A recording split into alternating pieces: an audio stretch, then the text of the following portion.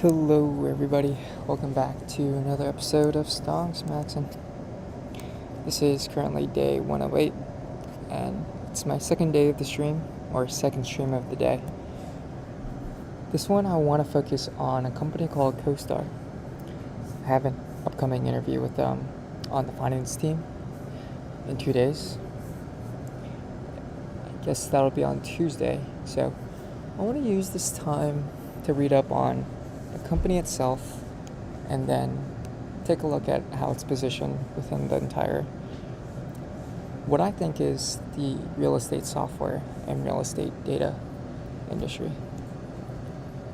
The way I think about CoStar today, if I were to summarize it into one sentence, it's this platform for real estate investors, developers,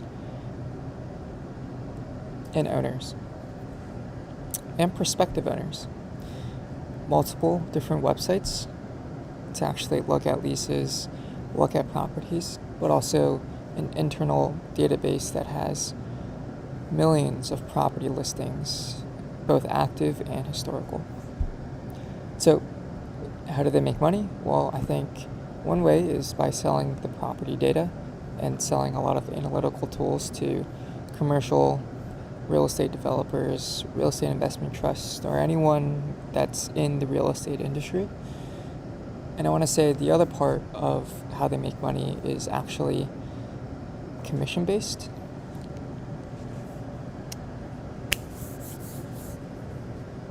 Commission-based through, if you sell something on a homes.com, then that will lead to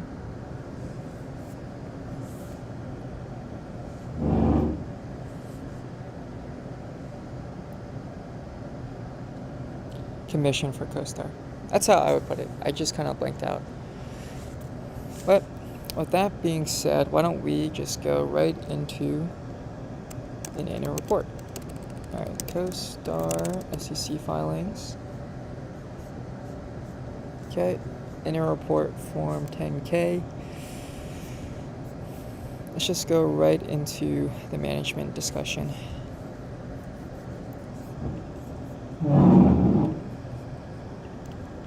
Oops. Okay, CoStar.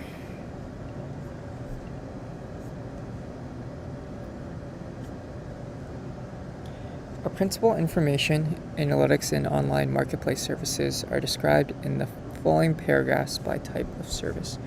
Okay, so before I even get into this, I want to make an estimate that CoStar's today, their annual revenue,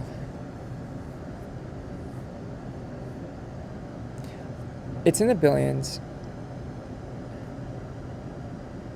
I would want to say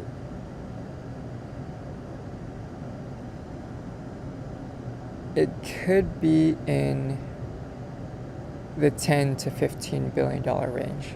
That's my best guess for revenues. This morning we had looked at two companies in detail, sort of, MongoDB and Oracle. We looked at their quarterly results. MongoDB, that was a $500 million company. $550 million, I think, to be more exact, in quarterly revenue. If you multiply that by 4, I think that gives you about $2.2 billion. Oracle, they are a $14 billion company. So they're doing $14 billion in quarterly revenue. And I guess if you multiply that by 4, then you get 56, right? 14 times 4, 4 times 4, 16. 4 times 1 is 4, plus 1 is 56. Okay, it's a $56 billion business. I think if you look at the market cap of CoStar today, CoStar, I want to say, is in the 70 to 80 billion. Oracle is in the 350 billion range, and then MongoDB is in the $20 billion range. So if CoStar's market cap is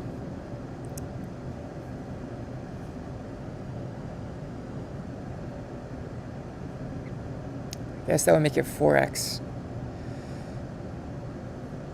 MongoDB's market cap, then I would expect its revenues to be somewhere around the 15 to 16 range.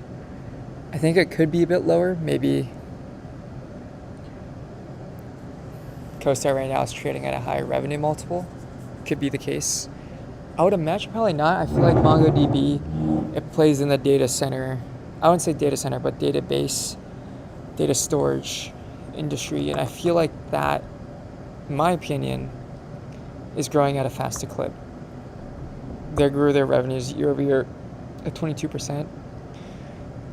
I'd imagine CoStar low double digit, high single digit growth. I could be wrong. That's my best guess. Okay, let's take a look.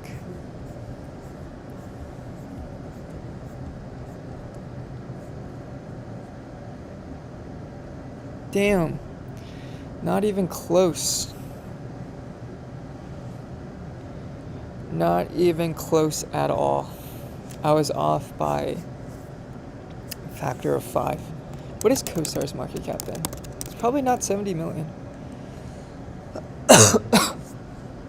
Excuse me. Okay. That makes more sense.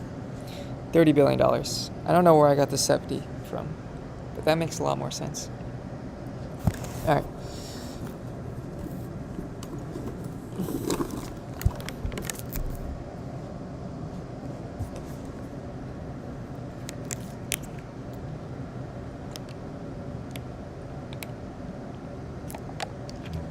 Okay. So I think this is interesting. This would definitely be something to take a look at.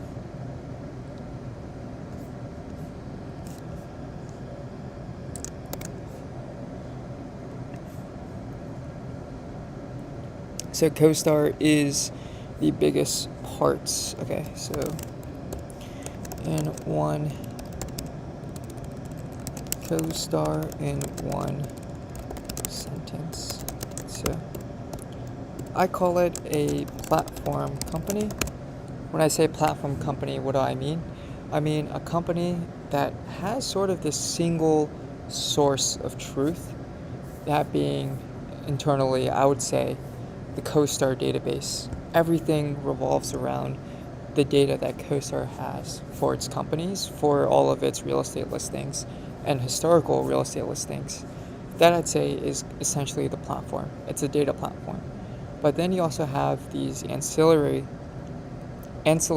products like the information services, multifamily, LoopNet, residential. These are all different websites that are more consumer facing.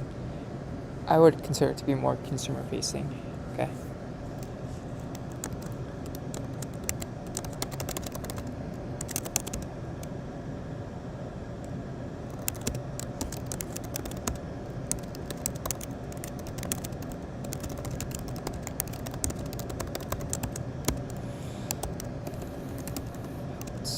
On data ancillary products, software products, tools. Okay.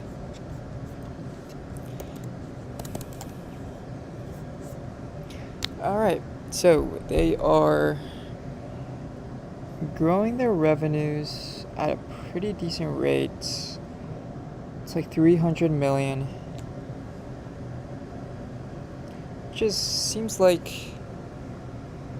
yeah, low double digit growth.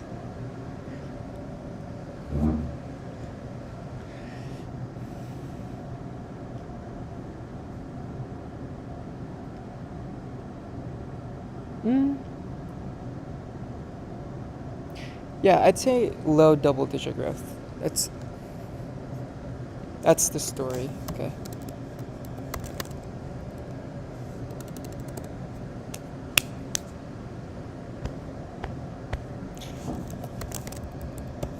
So the revenue story, so low double digit percent growth. Okay, if you compare that to a MongoDB, 22%. So I'm using their quarterly growth numbers, which could be different. And This is also not in the same time period. So I'd say in the corporate life cycle, probably in the late growth stage.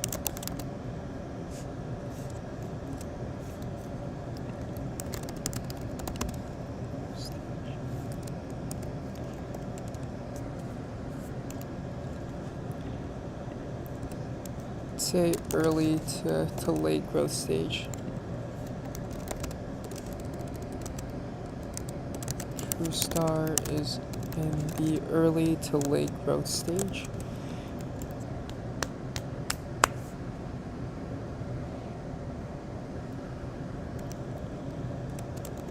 More so leaning towards the late growth stage. Okay, yeah, so market sizing would be interesting too.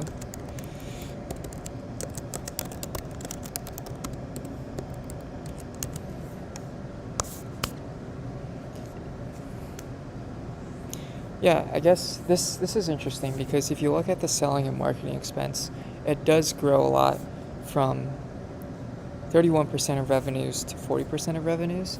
So that tells me maybe there's either one, more competition in the market, or two, they've essentially reached the peak growth they can do organically. I wouldn't say organically, but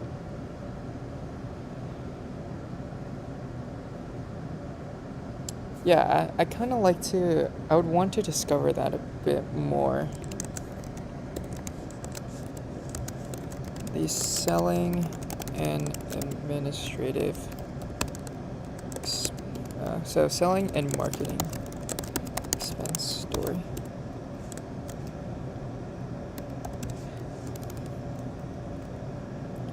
In 2023, sales and marketing expense ballooned to $989.9 million, 40% of revenues, compared to historical 2022 it was $684 million, or 31% of revenues. Okay.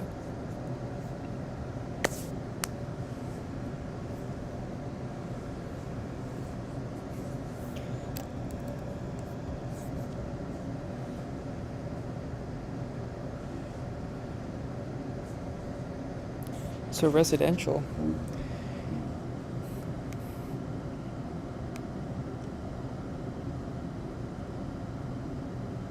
Okay, so I was right that CoStar, that's facing this low double-digit increase, although multifamily, don't know what that is facing a 22% increase. Okay, so listed on our network, an increase in pricing on renewals.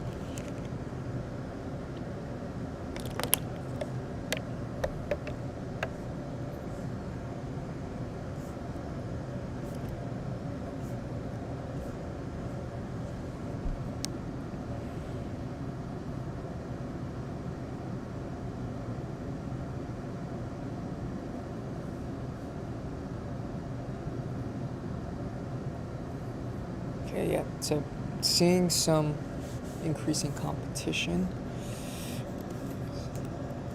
What this could mean.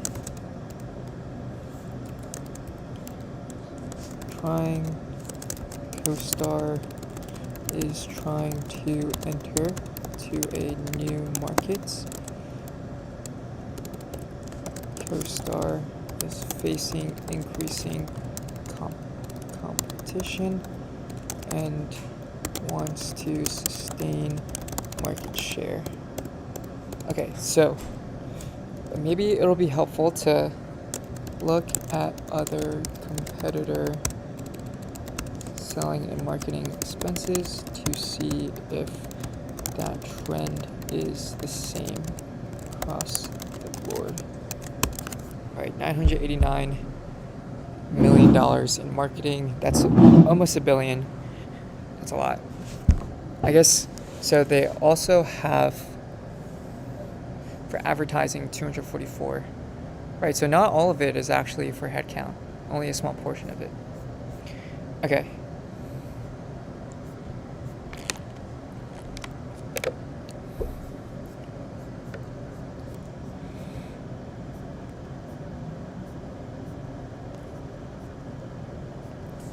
Okay, so let's see.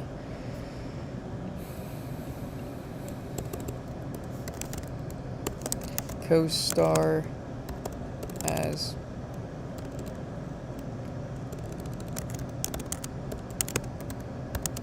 business units. Okay. Subscription-based integrated platform for commercial real estate intelligence, which includes information about office, industrial, retail, multifamily, hospitality, and student housing properties.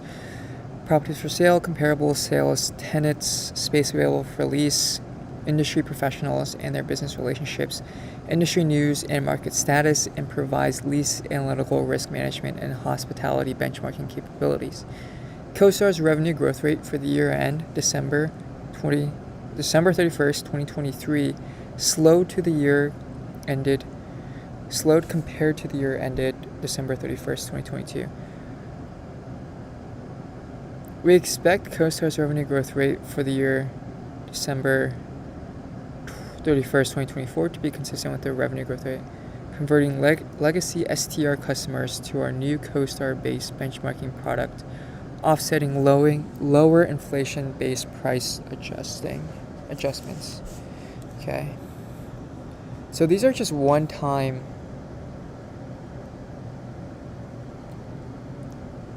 It sounds like it is one time, the conversion of legacy STR customers to CoStar's benchmarked, or CoStar-based benchmarking.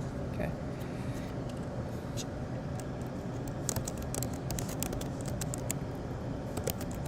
So this is the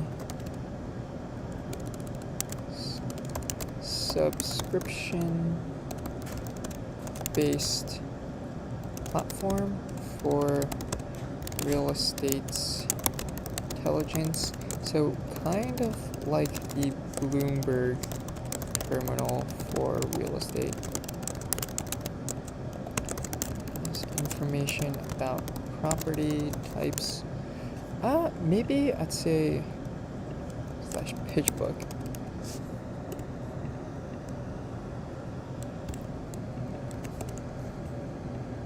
Yeah, it seems more like the Bloomberg terminal or pitch book for real estate. Has information about property types, real estate metrics,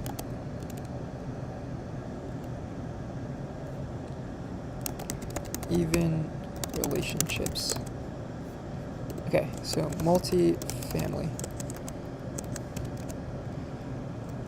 Okay, so apartment marketing network of subscription-based advertising services and provides management companies and landlords with a comprehensive advertising destination for their available rental units and offer renters a platform for searching for available rentals. This network also earns a transaction-based revenue primarily from providing online tenant applications, including background and credit checks and rental payment processing. Multifamily's revenue growth for the year ended December 31st, 2023 accelerated compared to the year ended December 31st, 2022, as a result of higher sales volume driven by increases in pricing on renewals and an increase in the number of properties listed on our network. We expect multifamily's revenue growth rate for the year ending December 31st, 2024 to moderate compared to the revenue growth for the year end December 31st, 2023 due to lower inflation-based price adjustments. Okay. Apartment marketing network of subscription-based advertising services. Okay, so apartments.com. Apartments.com.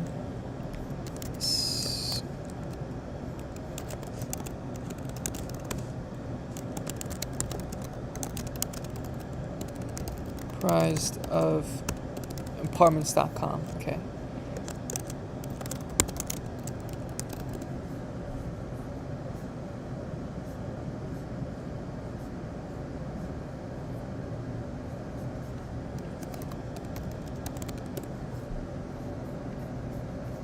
So I think Zillow is probably worth less.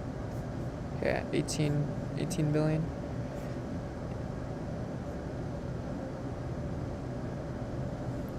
Yeah, that's kind of crazy. The 197. Okay. And then I think Redfin is also one. Redfin stock. It's about one. Wow, okay. Open Door Technologies, what is this?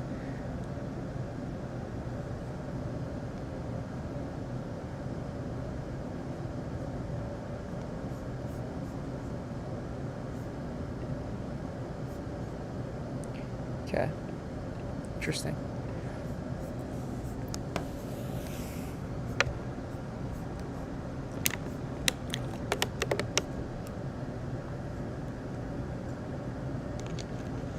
New York City. So if I want to live, top apartment searches. Yeah, I want to live in San Francisco. I wonder if there's...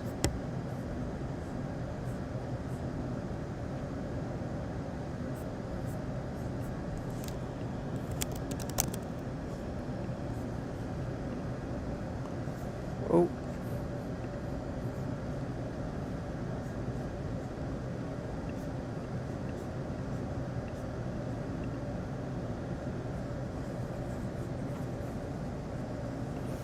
Say max rent. Well, beds. 3+.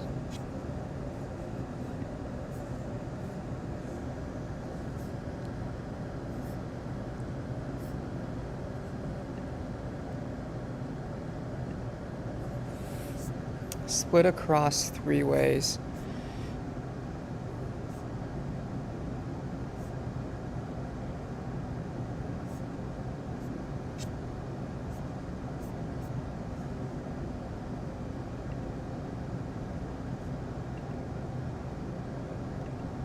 Let's see.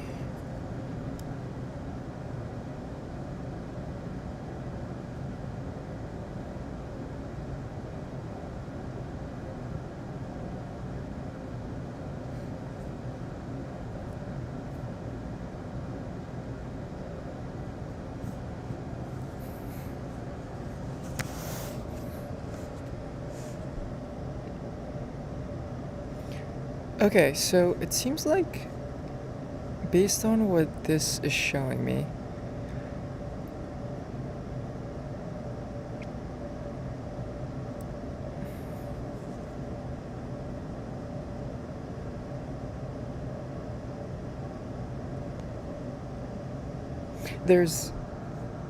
I want to say this is the developer itself. Like Equity Residential, Greystar. I feel like I've heard of these companies before. And so if Greystar is...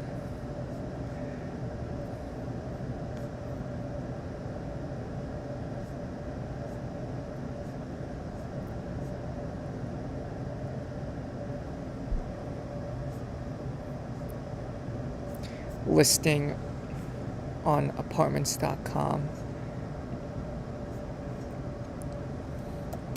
Okay. Maybe they're paying CoStar a fee for doing that.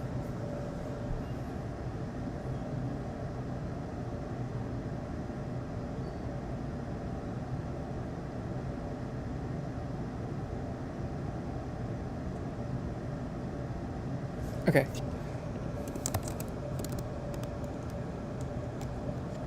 On the 10K, it's mentioned that apartments.com serves as a marketing network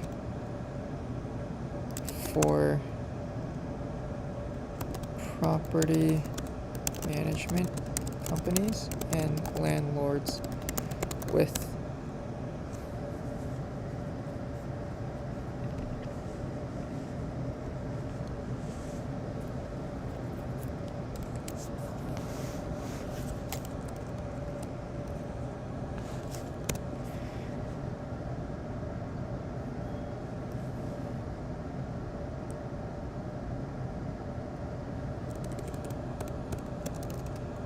advertise their property.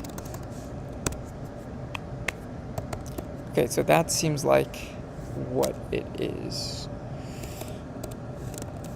Also mentions subscription.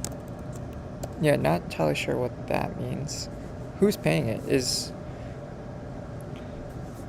Greystar paying apartments.com $100 a year to list 20 houses on there? Or maybe they have an unlimited, or maybe it's like a tiered list.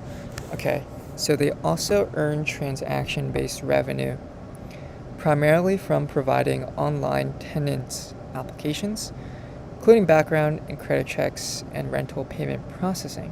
Okay.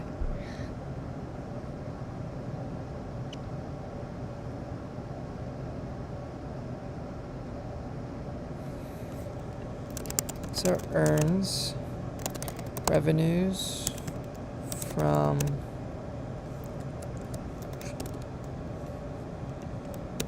transaction-based revenues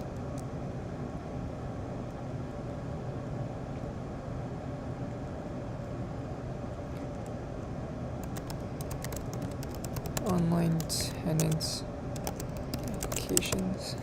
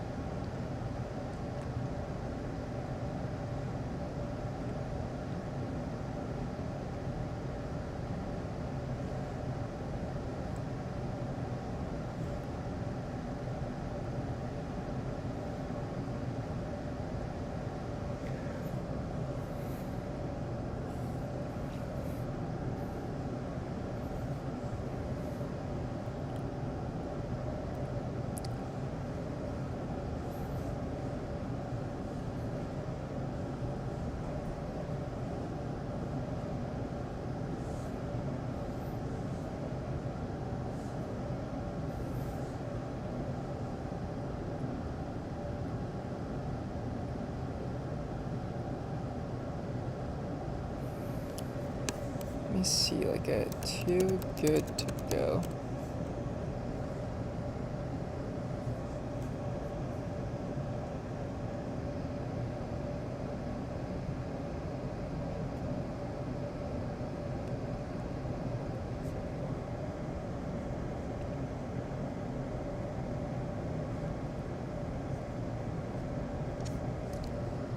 Oh yeah, okay, interesting.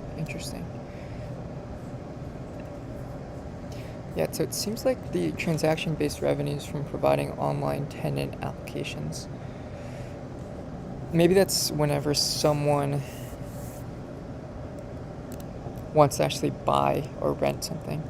So including background and credit checks and rental payment processing. So does CoStar have its own payment network? I'd imagine probably not. When I think of payments, I think of like an ACH payment, maybe directly using a bank's routing number or account number. Maybe CoStar actually does have, I'm sure there's some type of API that banks have nowadays to make that communication. Okay. So you also have LoopNet. What is LoopNet? So it's commercial real estate. Okay, so it seems like the exact same thing as multifamily.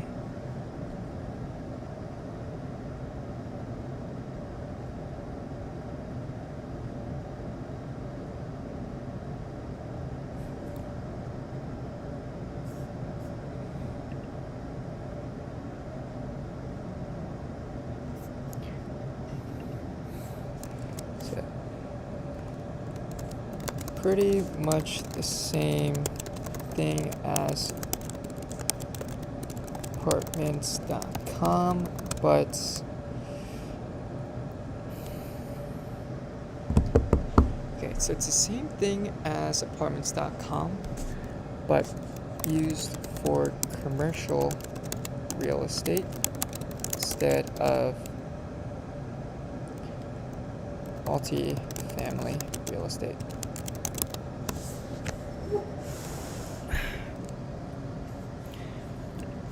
Okay, but enable commercial property owners, landlords, and real estate agents working on their behalf to advertise properties for sale. Commercial real estate agents, buyers, and tenants use the LoopNet network of online multi-marketplace services to search for available property listings that meet the criteria. Okay. So it doesn't say exactly how the revenues are recorded. It just says here that there's an increase in the average price per listing, and that helped accelerate the revenue growth rate. Not sure. So revenue growth accelerated because of higher price per listing. Residential, right?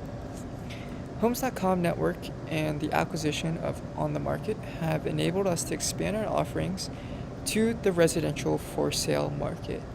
Homes.com is a home for sale listing site that combines our proprietary research with listing information to allow home buyers an informative and collaborative experience finding homes for sale or lease. Okay.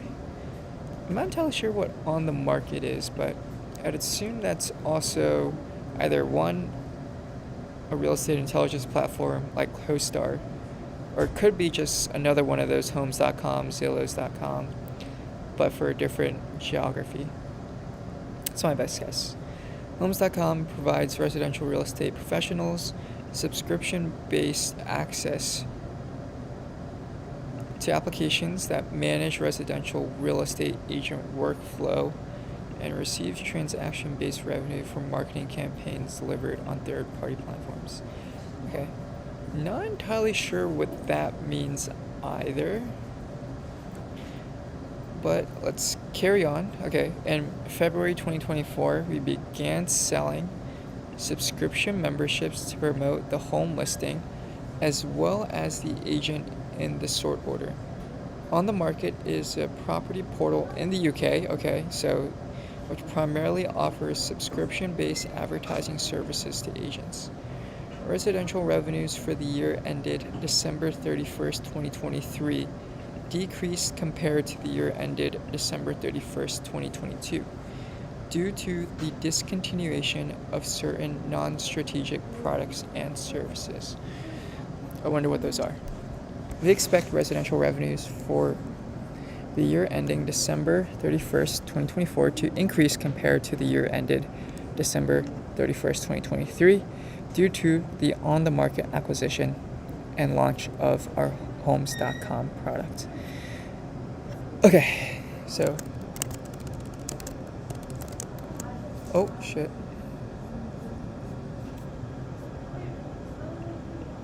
So Homes.com.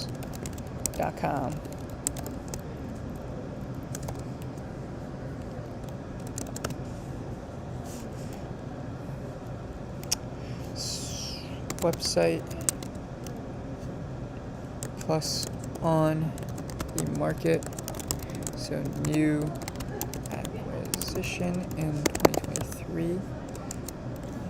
Sites for buying/renting residential homes. On the Markets. Zoopla. $99 million. It's not much. Okay. London. 4-bedroom semi-detached offers over.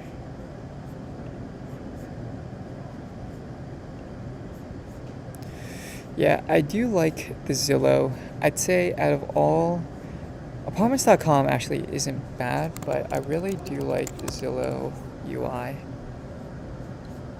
It just seems, I think it's, yeah, I don't know why, but I just feel like the curved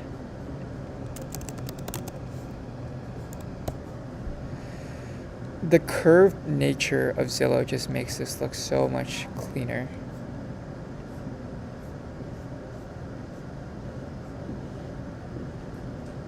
Let's see for rent, apply, and beds. So let's do 4 bedrooms. Okay, well, there's something here. 4 beds, 2 baths.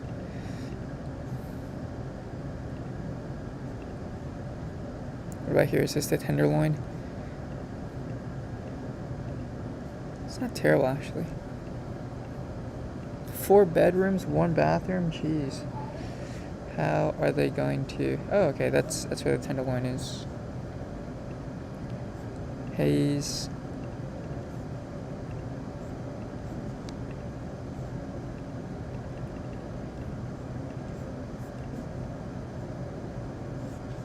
Yeah, that's a lot. That's a lot. Wait, what about 3 bedrooms?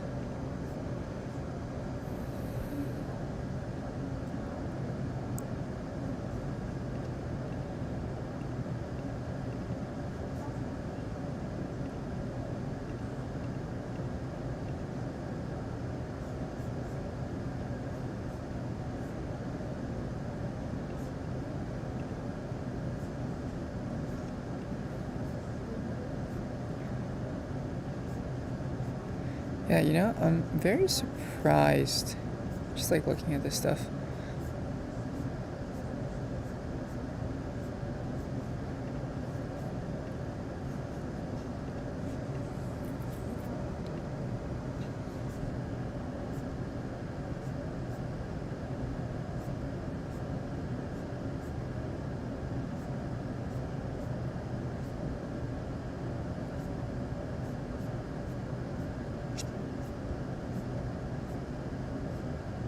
Looks cool, looks cool.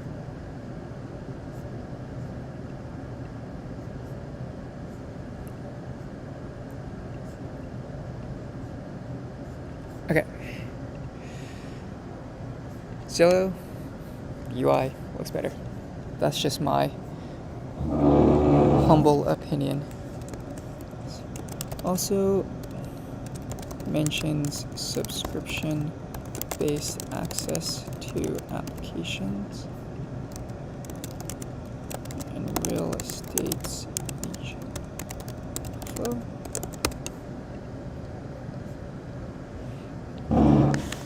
Okay, so this is actually maybe where they talk about how this works. Okay. Other marketplaces. Oops. Guys.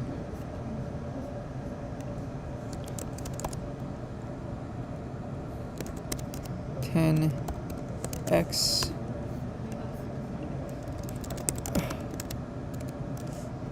buy biz buy sell. Oh, land.com. Yeah, that's also interesting.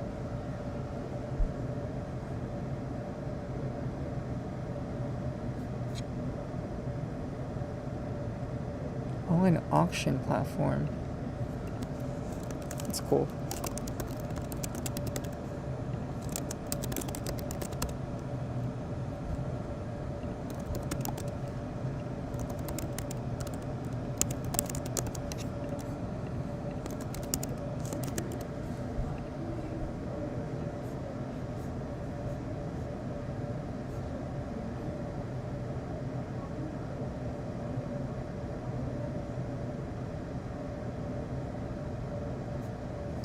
So, is there any in College Park, Maryland?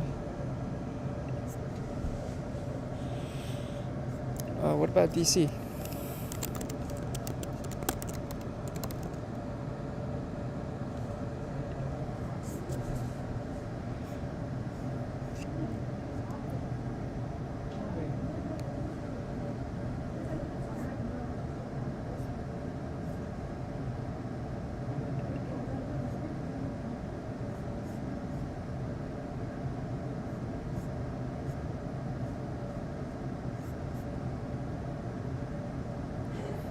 It's very interesting.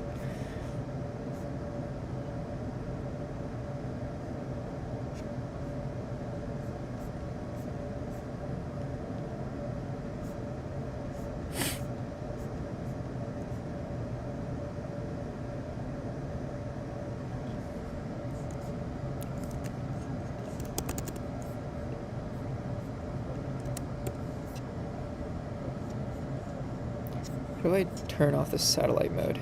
It's kind of trippy. Oh, 8th Street Corridor. Okay. Yeah. I think I've heard of this place.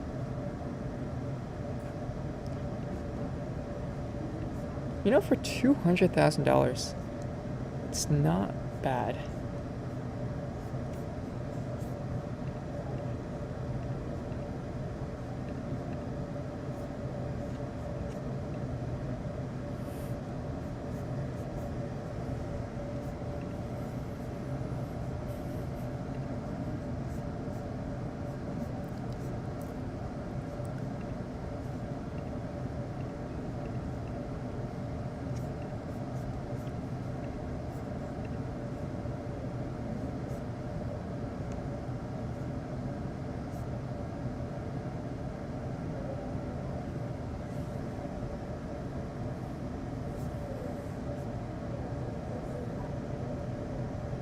Georgia Avenue.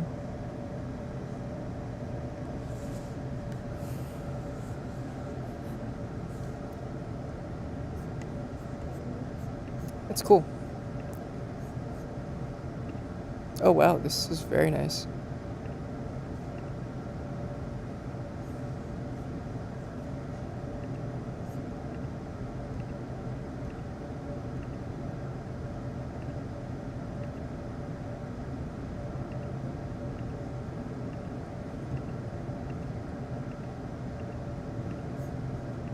Okay.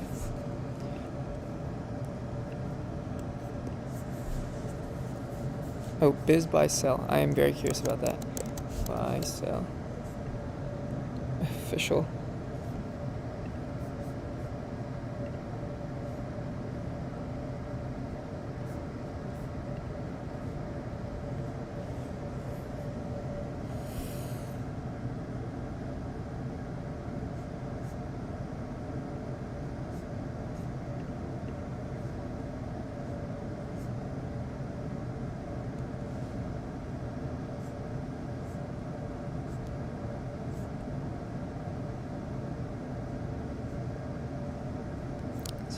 Okay. Interesting. Biolab equipment sales company. That does look very complex.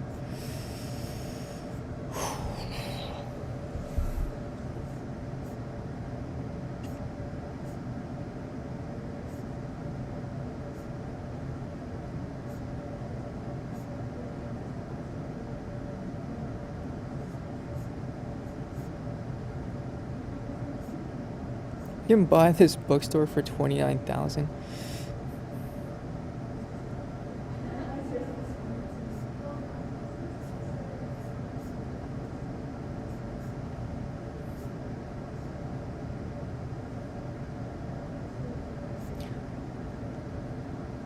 What? You can buy a grocery store? Huh.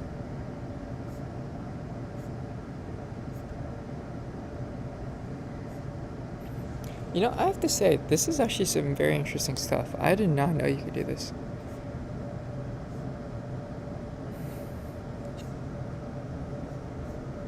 Germantown? I live near Germantown. What is this?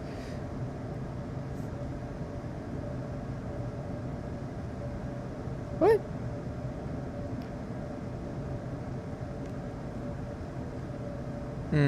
Okay. That makes sense.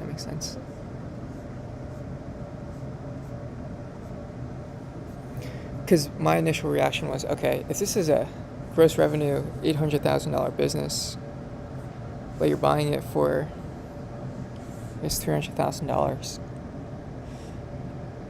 it's like a 0.4x revenue multiple. But I guess with a small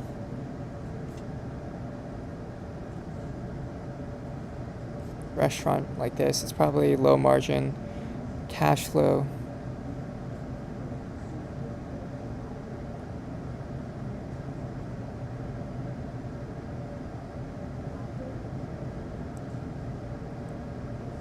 So 70,000. It's not terrible actually.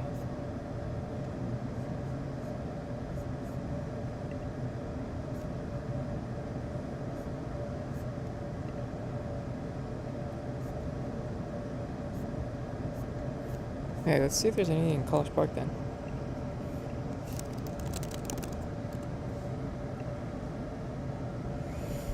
MD gas station for sale. Jeez. Okay, that's a lot. All right, let me see.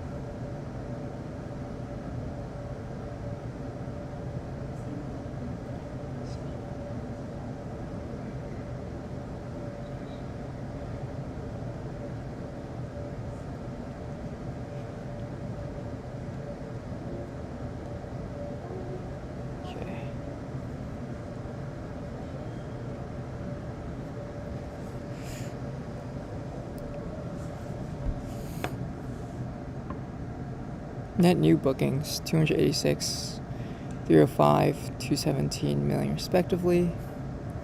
Annualized amount of change in the company's sales booking resulting from new subscription contracts, changes to existing subscription-based contracts, and cancellations of subscription-based contracts for the period reported. So it's calculated on all subscription-based contracts without regard to contract term, and net new bookings is considered an operating metric that is an indicator of future subscription revenue growth and is also used as a metric of sales force productivity by us and investors. However, information regarding net new bookings is not comparable or should not be substituted for an analysis of our revenues over time. Revenues from our subscription-based contracts were approximately 95%, 93%, and 93% of total revenues. Okay. The increase in the percentage of our revenue from subscription-based contracts is probably due to the growth in our subscription-based services. Okay. So let's bring out one of these sheets.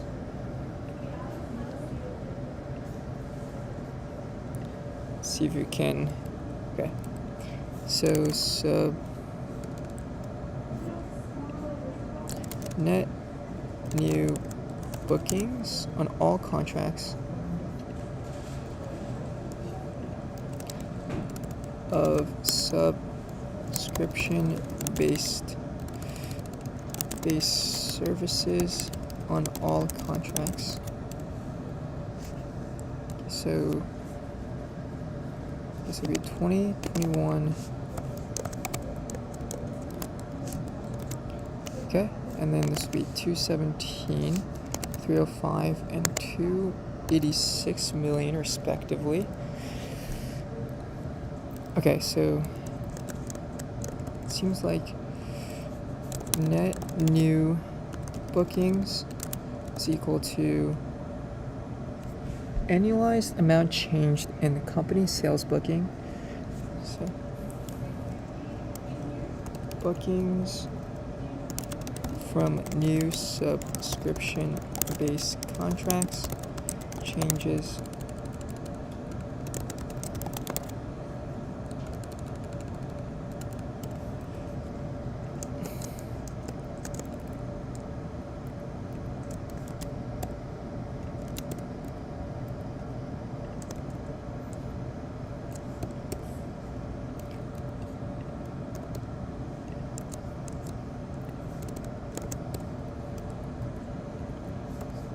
so add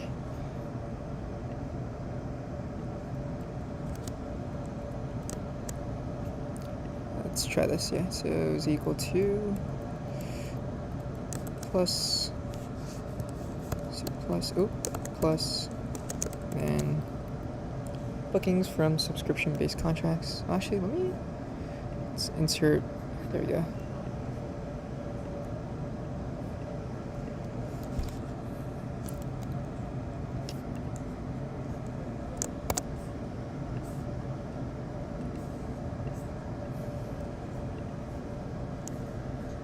Yeah, this is where we could add it for a reference later. Okay, so bookings from subscription-based contracts, and then we also add changes to existing subscription-based contracts minus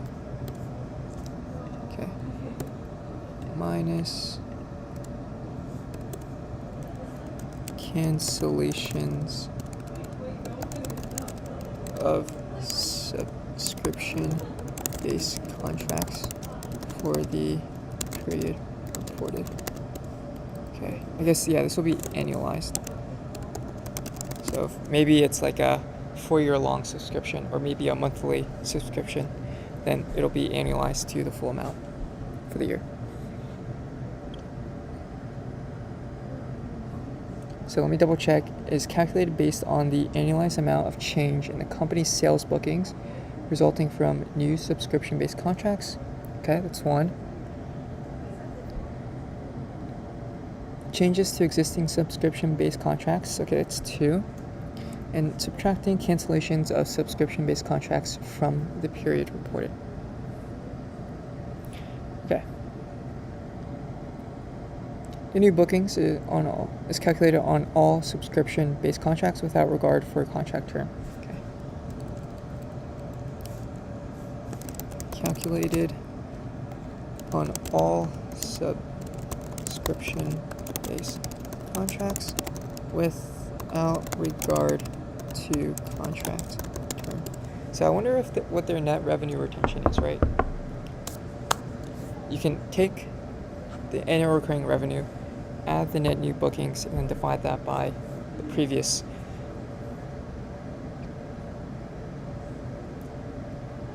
recurring revenue, annual recurring revenue.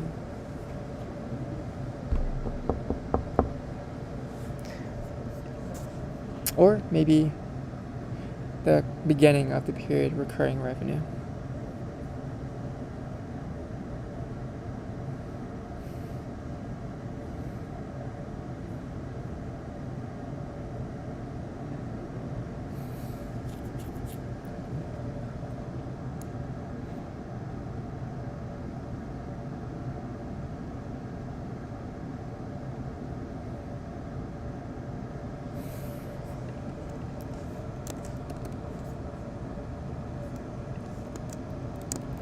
Okay, let's see. I'm gonna bring this over here. Yeah, this is very messy right now, but it's okay. So this is gonna be our net new bookings, and then percent of revenue. Okay, so percent of revenue was 90%. Wait, our contract renewal rates for subscription-based services for contracts with a term of at least 1 year. Approximately 90%. Okay, so net new bookings,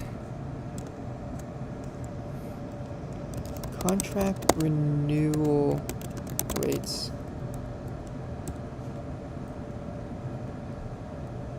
and then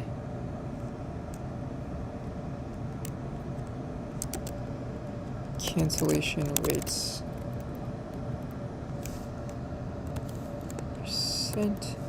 92% equals 1 minus, right, so we get 10%. So as a result, we believe that the rate may be really short-term loan. Our trailing 12-month contract consider consolidations among our clients, reductions in customer spending, or decrease in our customer base. Revenues from our subscription-based contracts with a term of at least 1 year were approximately 82%. Oh wow, okay. coming from advertising products. Decrease the percentage of our revenue from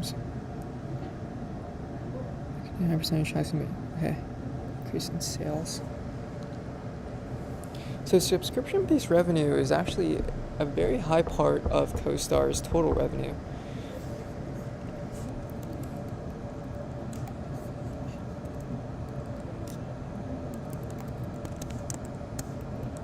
Percent of total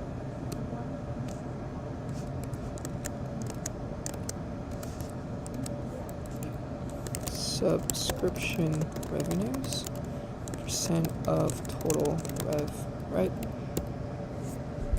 Okay. And then, so greater than 1 year term subscription, so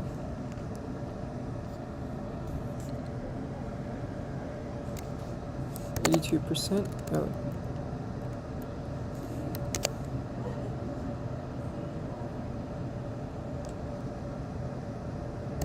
%.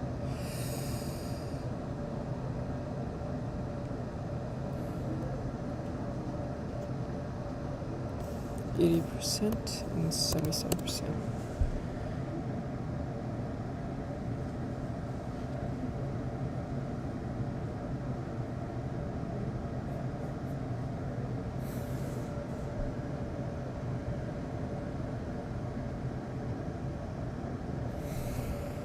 Sales and increases, okay.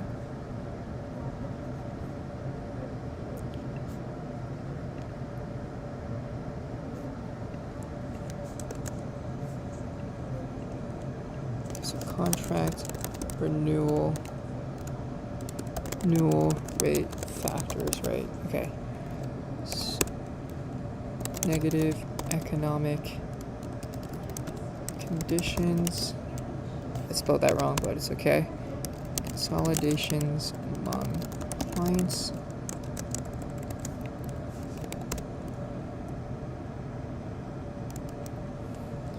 Reductions in customer spending. Decrease in customer base. Okay.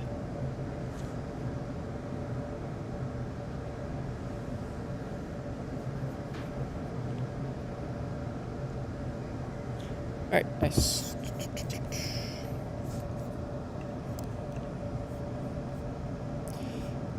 Alright, stream is going okay.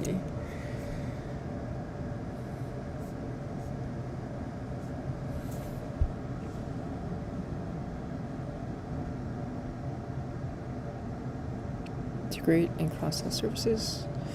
Integrate recently completed acquisitions and expand and develop supporting technologies. Okay. Continuing to develop in our residential marketplaces. For Homes.com, we are creating additional content for neighborhoods, parks, schools, and condos, right? I think they have their neighborhood profile, I want to say. We launched our Homes.com subscription memberships to promote the home listing, as well as the agent and the sort order on the website. We intend to create an expanded dedicated sales force to supplement the efforts of our sales team already in place. We plan to increase our residential marketing investment, including the launch of a brand campaign. On the Market, which is the UK-based one, plan to integrate On the Market into company operations, including additional investment, marketing, content creation, and enhancing On the Market websites. Okay. Richmond, Virginia, we broke ground on the expansion in November 2022. Expect construction to be substantially complete in the first half of 2026. Okay, 2 new buildings. Increase our research, technology, operations, and software sales teams in this location. Okay, so February 2024, purchased building in Arlington, Virginia. The lease on our current Washington, D.C. headquarters ends in 2025.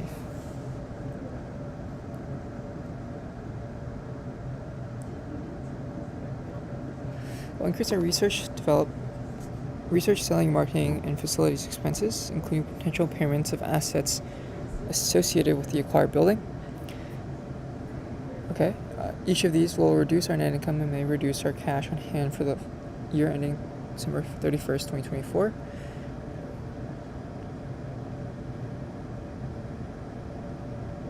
Any future product development, any new investment, okay.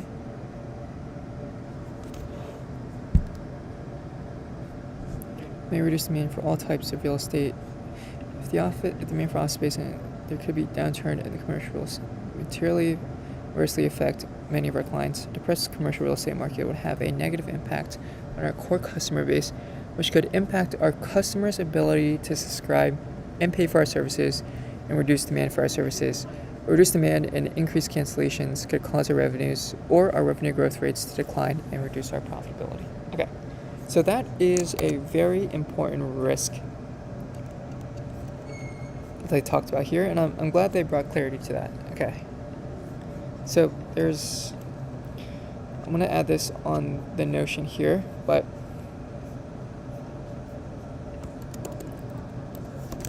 sort of the macro risk.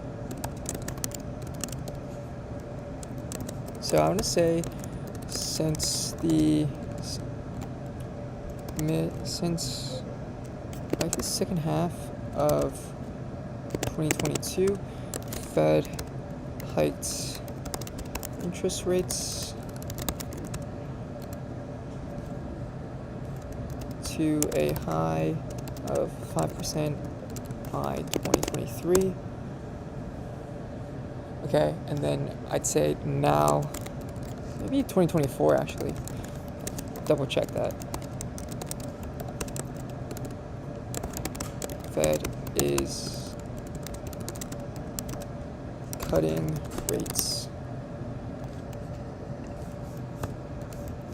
5.25%. Okay. So this is the second half of 2024. That's when the Fed started cutting rates. And in that case, CoStar notes that its customers, so commercial and residential property managers and owners. My question is, what's the difference? Or are they the same? That could be a question for ChatGPT. Okay. Are property managers and property owners the same in real estate?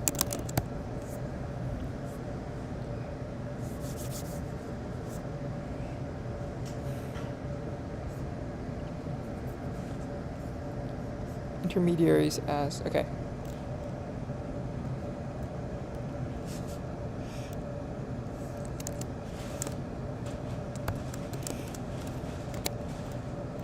May not have enough money to pay for CoStar's subscription and will not receive transaction-based revenues. Okay. The good news is that around 80% of CoStar's recurring, we'll call it subscription revenue, have terms that are 1 year or longer. So at least they have customers locked in for a year. If they were to face cash flow issues, then it's possible that that could be extended. I don't know if they've already received, if let's say Greystar wants to buy a CoStar subscription, do they pay, let's say a subscription costs $250 per year, do they pay that upfront, $250, or do they pay every month? I think it's upfront.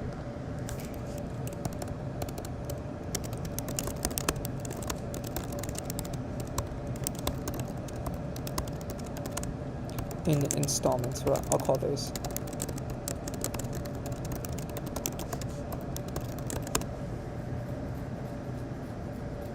Yeah, that's my best guess.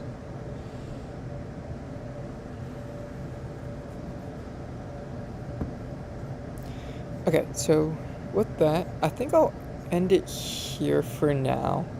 And then property managers and property owners are not the same, right? So property managers holds onto acts as an intermediary between the owner and tenants, kind of like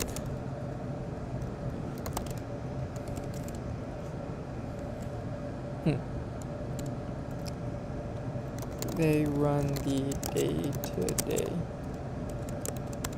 college living. That's the property manager that helps with my house here at University of Maryland. And then property owner, so person/entity that actually owns the property. Okay. With that, I'm gonna end this here. I'll probably continue the stream later. Just gonna meet up with a friend at the coffee shop. So, thanks for tuning in, and I'll catch you guys soon. Peace.